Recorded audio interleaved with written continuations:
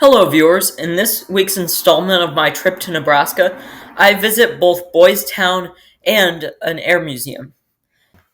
The past several days were mainly just family gatherings, so I skipped over them in my YouTube series.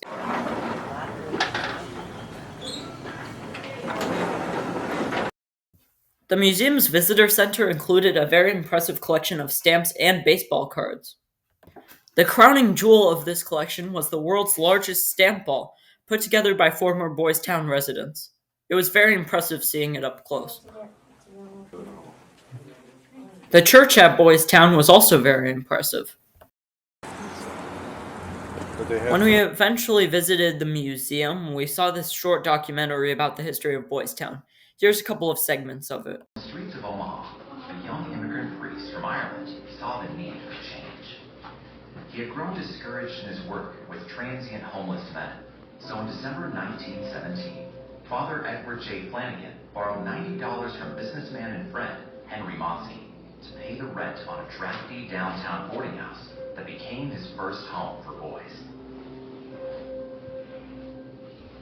The revolutionary home welcomed all boys regardless of their race, religion, background, or circumstances.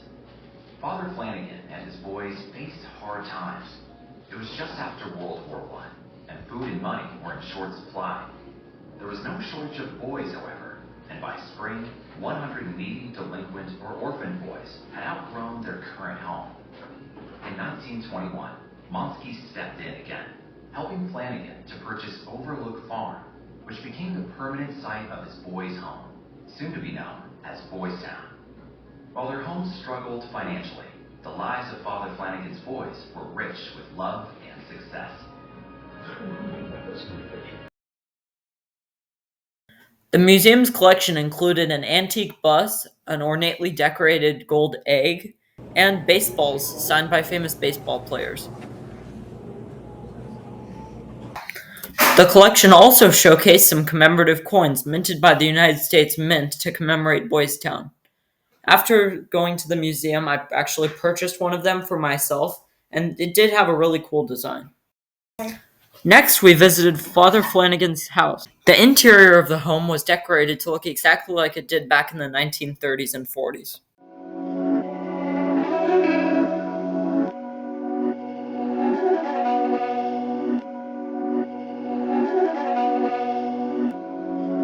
These my dollars make it hurt.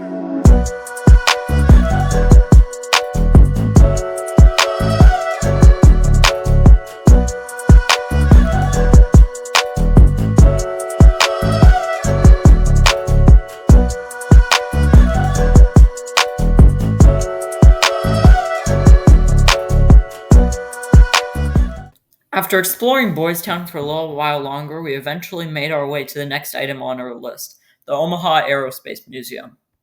Here are some videos and pictures of the planes we saw.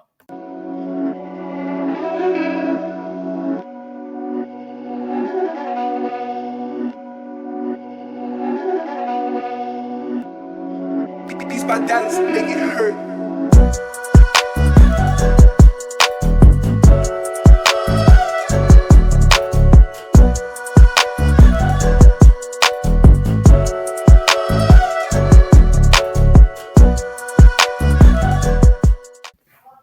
Anyway, that just about does it for this week's video. I hope you all enjoy, and I hope to see you back next week or in the next couple of weeks for day 8, the trip home.